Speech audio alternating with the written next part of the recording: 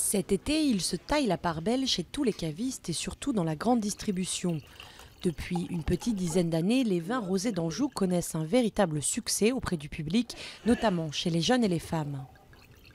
Ce sont des vins tendres. On est sur des vins qui ont une sucrosité naturelle et qui, du coup, vont plaire à des consommateurs qui n'ont pas forcément l'habitude d'aller sur des vins très secs, très durs. Prenez un Bordeaux, vous prenez un rosé de Provence, ça va être un peu plus difficile d'accès qu'un Cabernet d'Anjou, un Cabernet d'Anjou ou un rosé d'Anjou. Des vins gourmands à la robe très colorée, un prix de vente entre 3 et 5 euros.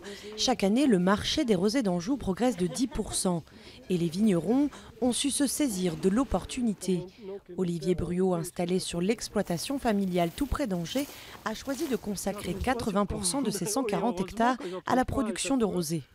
Il y a un véritable engouement sur les rosés qui nous permettent de surfer un peu sur le marché, de développer ce marché.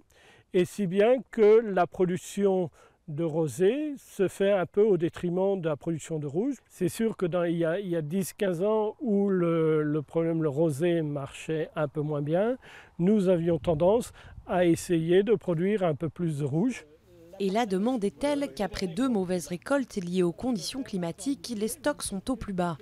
Les producteurs de Cabernet d'Anjou devraient donc être autorisés cette année à augmenter leur rendement de 6 hectolitres par hectare pour faire face à l'explosion des ventes. Ces dernières années nous ont servi un peu de leçon justement et on s'est dit qu'il était plus sage de constituer une réserve pour pouvoir alimenter les marchés, y compris dans une année où il y aurait un aléa climatique qui nous handicaperait dans la production.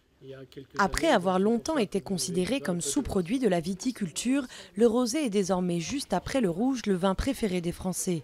Si le rosé de Provence arrive toujours en tête des ventes dans l'Hexagone, les vignerons de la Loire entendent bien profiter du succès du Cabernet d'Anjou pour faire découvrir leur terroir, toujours moins bien connu que les autres vignobles français.